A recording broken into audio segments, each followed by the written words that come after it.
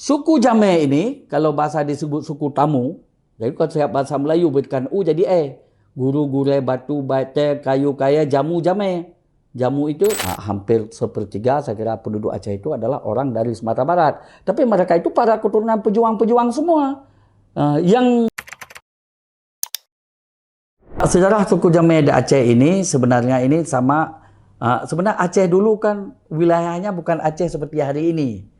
Aceh dulu itu wilayahnya sampai ke Tiku, Padang, dan Periaman, sampai Indrapura. Itu wilayah kerajaan Aceh. Jadi sejarah suku Jameh ini, pada saat Belanda mengadakan perjanjian, namanya Perjanjian Painan, dengan beberapa kepala suku di Sumatera Barat, dikenal dengan Het Painan Kakat, tahun 1662, dan dikukuhkan tahun 1663 oleh Belanda, oleh Gubernur Jenderal di Batavia. Maka beberapa kepala suku. Jadi perjanjian ini dibuat oleh Sultan Mansur Shah, putra daripada Raja Indrapura. Kemudian orang Kayo Kaciak, merupakan perwakilan daripada penguasa Tiku.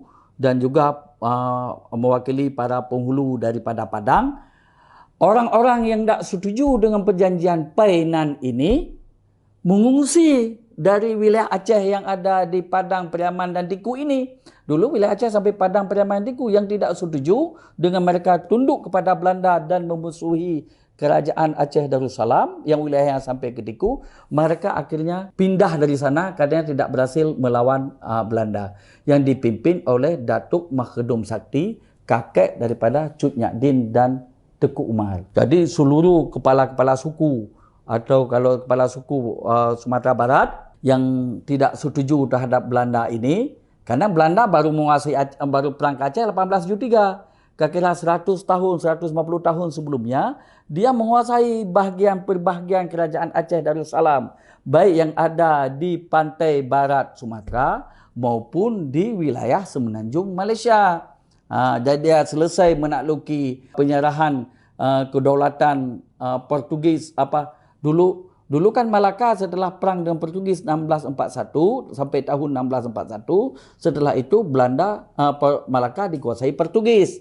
Sampai tahun 1660 Belanda menyerang kekuasaan Aceh yang ada di Perak, Malaysia.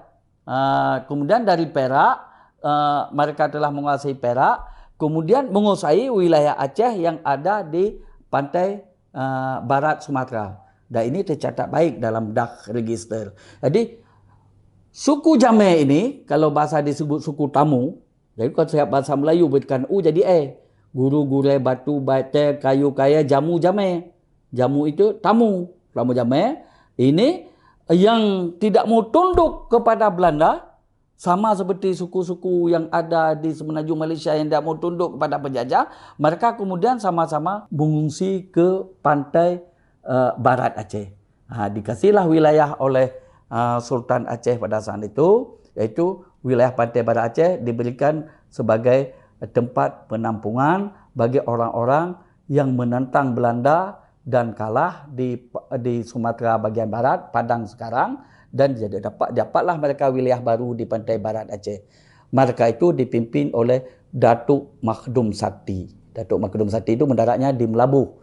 Kalau sekarang tu di Melabuh, makanya kalau kita lihat pantai barat Aceh, ada sebagian orang Padang, ada sebagian orang Pidi, dan itu digilir wilayah tersebut. Sehingga hampir sepertiga saya kira penduduk Aceh itu adalah orang dari Sumatera Barat. Tapi mereka itu para keturunan pejuang-pejuang semua.